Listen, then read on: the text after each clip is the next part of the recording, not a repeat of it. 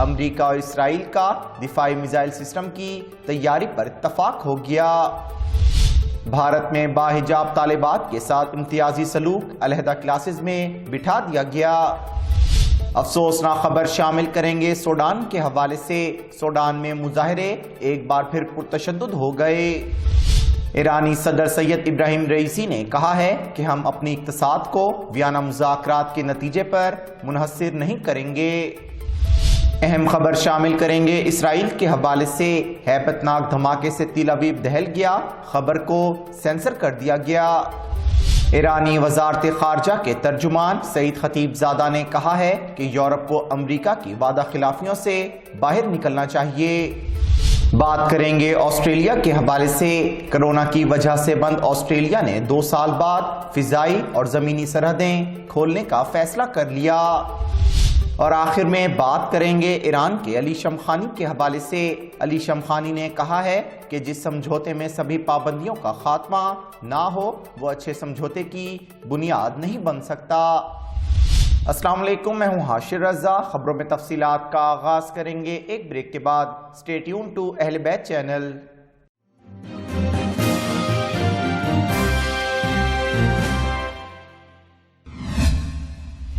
Welcome back to i14 news. خبروں میں تفصیلات کا آغاز کریں گے اور سب سے پہلے ہم بات کریں گے امریکہ اور اسرائیل کے حوالے سے۔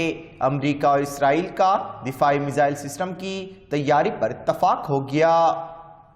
اسرائیلی وزیر اعظم نفتالی بینٹ اور امریکی صدر جو بائیڈن کے درمیان ٹیلی فونی گفتگو میں دفاعی missile system Iron Dome system کی تیاری پر اتفاق کیا گیا ہے، جبکہ امریکی صدر نے سال کے آخر میں اسرائیل کے دورے کا عندیہ بھی دیا ہے۔ امریکی صدر جو بائیڈن اور اسرائیلی وزیر اعظم نفتالی بینٹ نے ٹیلی فونی گفتگو میں مشرق وسطیٰ بالخصوص شام، ایران اور افغانستان میں سیکیورٹی معاملات کے علاوہ دفاعی تعاون پر بھی تبادلہ خیال کیا ہے۔ دونوں رہنماؤں نے 4 سے 70 کلومیٹر فاصلے سے مار کیے جانے والے میزائل اور گولوں کو تباہ کرنے کی صلاحیت رکھنے والے دفاعی نظام آئرن ڈوم سسٹم کی تیاری پر اتفاق کیا ہے۔ بھارت میں باحجاب طالبات کے ساتھ امتیازی سلوک، علیحدہ کلاسز میں بٹھا دیا گیا۔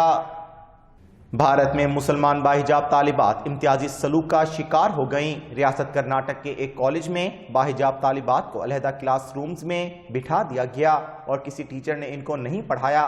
بھارتی میڈیا کے مطابق مسلسل 1 ہفتے سے کالج کے گیٹ کے باہر احتجاج کرنے والی باحجاب طالبات کو کالج میں داخل ہونے کی اجازت تو دے دی گئی، تاہم انہیں دیگر طالب علموں کے ساتھ کلاسز اٹینڈ کرنے کی اجازت نہیں دی گئی۔ افسوسناک خبر شامل کریں گے سوڈان کے حوالے سے۔ سوڈان میں مظاہرے ایک بار پھر پرتشدد ہو گئے۔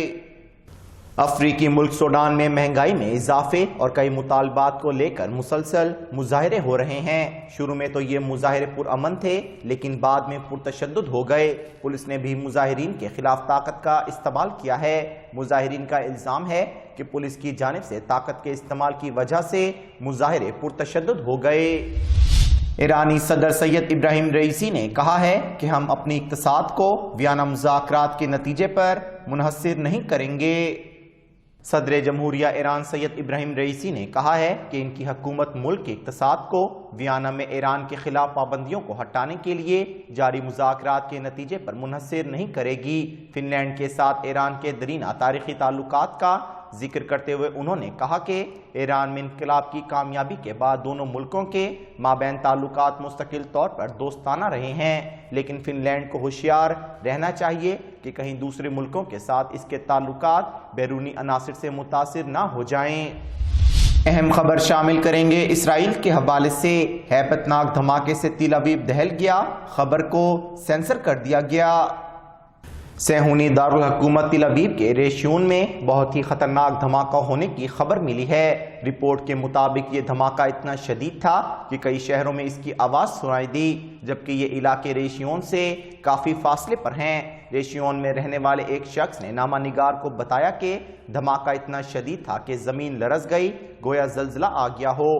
رپورٹ ملنے تک دھماکے کی وجہ سامنے نہیں آئی تھی۔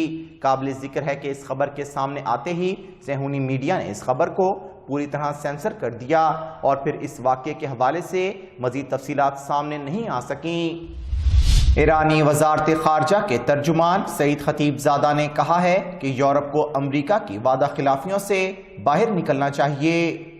اسلامی جمہوریہ ایران کی وزارت خارجہ کے ترجمان سعید خطیب زادہ نے پیر کو اپنی ہفتہ وار پریس بریفنگ میں ویانا مذاکرات کے 8ویں دور کے مذاکرات پھر سے شروع ہونے کے بارے میں کہا کہ ایران کو توقع ہے کہ تمام وفود من جملہ امریکہ پابندیوں کے خاتمے اور ایٹمی سمجھوتے کے سلسلے میں اپنے وعدوں پر عمل کرنے کے لیے واضح ایجنڈے کے ساتھ واپس آئیں گے۔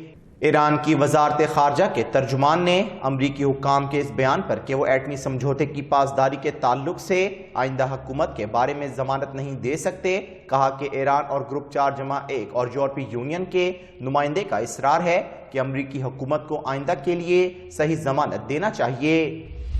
بات کریں گے آسٹریلیا کے حوالے سے۔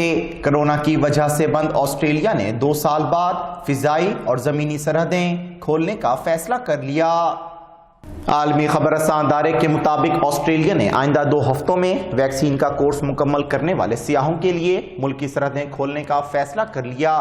آسٹریلیا نے مارچ 2020 میں کرونا کے باعث آسٹریلیا آنے والی پروازوں پر پابندی عائد کر دی تھی۔ وزیر اعظم اسکاٹ موریسن نے میڈیا سے گفتگو میں بتایا کہ آئندہ 2 ہفتوں میں تعطیلات گزارنے کے لیے آنے والے تمام غیر ملکی سیاحوں کو آسٹریلیا میں خوش آمدید کہیں گے۔ قبل ازیں آسٹریلیا نے زیرو کرونا پالیسی کے تحت ملک میں سخت پابندیاں عائد کر رکھی تھیں اور گزشتہ 2 سال سے غیر ممالک میں مقیم آسٹریلوی شہریوں کو بھی وطن واپسی کی اجازت نہیں دی گئی تھی۔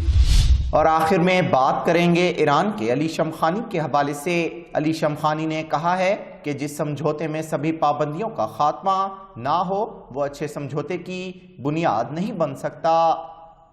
ایران کی اعلیٰ قومی سلامتی کونسل کے سیکرٹری نے کہا ہے کہ ایک اچھا سمجھوتا اسی وقت ہو سکتا ہے جب سبھی پابندیاں ختم اور زیادہ سے زیادہ دباؤ ڈالنے والی پالیسی کو ترک کر دیا جائے گا۔ ایران اور گروپ 4+1 کے درمیان پابندیوں کی منسوخی کے لیے ہونے والے ویانا مذاکرات 27 دسمبر 2021 سے جاری پابندیوں کی منسوخ کی تصدیق اور آئندہ پھر پابندیاں نافذ نہ کرنے کی ضمانت ویانا مذاکرات کے عمل کے 2 ایسے اہم موضوعات ہیں جن پر ایران کی تاکید ہے۔ مذاکرات کاروں کے وفود گزشتہ دنوں سمجھوتے کا متن تیار کرنے اور بعض اختلافی موضوعات کے سلسلے میں فیصلہ کرنے میں مصروف رہے اور تقریباً تمام ملکوں کے وفود کو اعتراف ہے کہ بعض مسائل کی پیچیدگی کے باوجود امور آگے کی جانب بڑھ رہے ہیں۔